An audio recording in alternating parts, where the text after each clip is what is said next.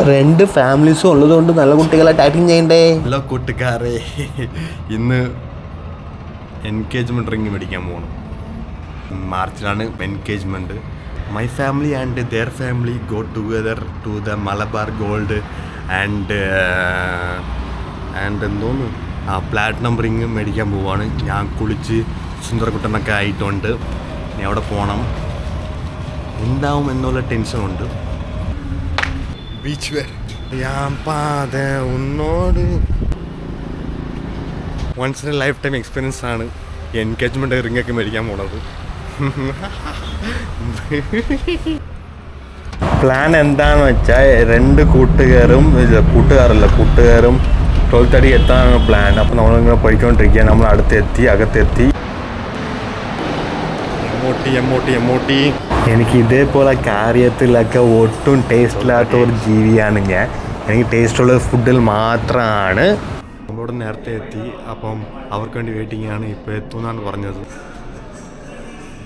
Welcome.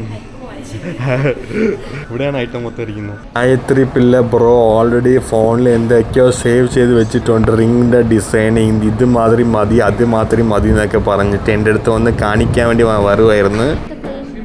രണ്ട് കൂട്ടർ ഉള്ളത് കൊണ്ട് രണ്ടുപേരും നല്ല കുട്ടികളായിട്ട് ഇരിക്കാൻ വേണ്ടി കുറച്ച് പാടുപെട്ട്, പക്ഷേ നല്ലതായിട്ട് തന്നെ ഇരുന്നു.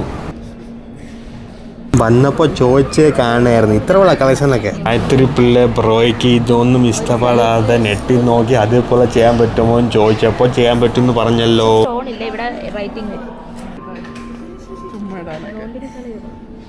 എന്നമ്മ ലുക്ക് പാകത്തീർന്നു.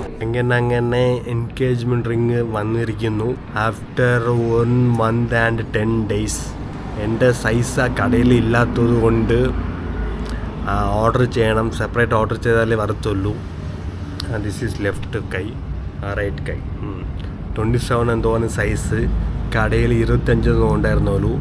അപ്പോൾ അതിൻ്റെ ഡിലേ ഉണ്ടാവുമായിരിക്കും. പിന്നെ പ്ലാറ്റിനം എന്താ പറയുക, ഗോൾഡൻ കാട്ടിലും പണ്ട് റേറ്റ് കൂടുതലായിരുന്നു. പക്ഷേ ഇപ്പം ഗോൾഡാണ് കത്തി തിളങ്ങി നിൽക്കുന്നത്. അപ്പോൾ നമ്മൾ പ്ലാറ്റിനം എടുക്കാമെന്ന് വിചാരിച്ചു. പക്ഷേ അത് തന്നെ കുറച്ച് റേറ്റായി. എനിക്ക് ഏകദേശം 60,000 അടുപ്പിച്ചായി. ടാക്സ്, GST മറ്റ് മറിച്ചൊക്കെ ചേർത്ത് അവർക്ക് 43,000 സംതിങ് ആയി. ചോദിച്ചപ്പോൾ പനിക്കൂലി, ടാക്സ് മറ്റേ മറിച്ചൊക്കെ പറയുന്നു. അവിടെ പോയി നോക്കുമ്പോഴാണ് അറിയുന്നത് എന്തൊക്കെയാണെന്ന്. ഡിസ്കൗണ്ടൊക്കെ ഉണ്ടെന്ന് പറയുന്നു. അങ്ങനെ എൻഗേജ്മെൻ്റൊക്കെ വന്ന്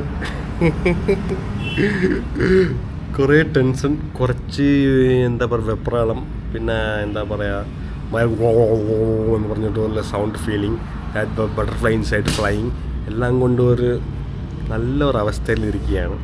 ഞാൻ വയസ്സ് വന്നു. അപ്പോൾ പിന്നെ കെട്ടണമല്ലോ, പിന്നെ എൻഗേജ്മെൻറ്റ് ചെയ്യണമല്ലോ. അങ്ങനെ റെഡിയായി. ഫസ്റ്റ് ഒരു ഡ്രസ്സ് ഇട്ട് അവർക്കാർക്ക് ഇഷ്ടപ്പെട്ടില്ല. മാറ്റാൻ പറഞ്ഞിട്ടുണ്ട് എൻ്റെ അടുത്ത്. സോ ഞാൻ മാറ്റി. സുന്ദരകുട്ടനായി എന്നൊക്കെ പറയുന്നു. എന്തെടുക്കോ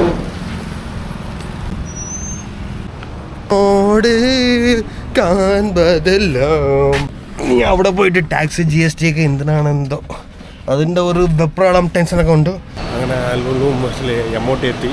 വണ്ടിയോടെ ഇട്ടിട്ടുണ്ട്. അമ്മമ്മക്ക് കയറുന്നു. പൂറ തെരഞ്ഞിക്കിട്ട ഉലകം.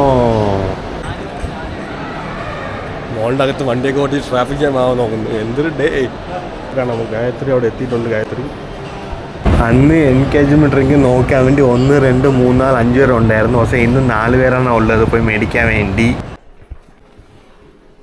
എങ്ങനെയുണ്ട്? How do you feel? വലിയ കുട്ടിയാണെന്ന് പറഞ്ഞ് എനിക്ക് വിശ്വസിക്കാൻ പറ്റുന്നില്ല. I am still 21. അങ്ങനെ നിമിഷം വന്നിരിക്കുന്നു കൂട്ടുകാരെ. എൻഗേജ്മെൻറ്റ് റിങ് അവൾക്ക് ഓക്കെ ആണെന്നൊക്കെ പറഞ്ഞു. ഞാൻ ഇട്ട് നോക്കാൻ വേണ്ടി പോയി. അപ്പോൾ എനിക്കും കുഴപ്പമൊന്നുമില്ല, ഓക്കെ ആണെന്നൊക്കെ തോന്നുന്നു. ഇനി അവിടെ നെയിം എഴുതാൻ വേണ്ടി 1 day കൂടെ ആവും എന്നൊക്കെ പറഞ്ഞു ചോദിച്ചപ്പോൾ. കൂട്ടുകാരെ ഇനി ഒരു എക്സ്ട്രാ ഒരു ബ്രേസ്ലെറ്റോ ഇല്ലെങ്കിൽ ഒരു വളയോ മേടിക്കാൻ വേണ്ടി പ്ലാനായിരുന്നു. അങ്ങ് അവിടെ ഇവിടെയൊക്കെ നോക്കിക്കൊണ്ടിരിക്കുന്നു. പെട്ടെന്നൊന്നും ഇഷ്ടപ്പെടുമല്ലോ കുട്ടിക്ക്. ഞാൻ ഇവിടെ പോസ്റ്റ് ആയതുകൊണ്ട് അവിടെ ഇവിടെയൊക്കെ ആംഗിളൊക്കെ മാറ്റി വീഡിയോ എടുത്തുകൊണ്ടിരിക്കുകയാണ്. വേറെ എന്ത് ചെയ്യാനാണല്ലേ. കൂട്ടുകാർ അങ്ങനെ ലാസ്റ്റ് ആൻഡ് ഫൈനലായിട്ട് ഒരു ഹാഫ് ആൻ അവറിൻ്റെ അകത്ത് ഒരു സാധനം അങ്ങ് എടുത്തു. എങ്ങോട്ട് വള ഇന്ന് കേക്ക് എനിക്ക് മോതിരം വാങ്ങിച്ചു തരാം.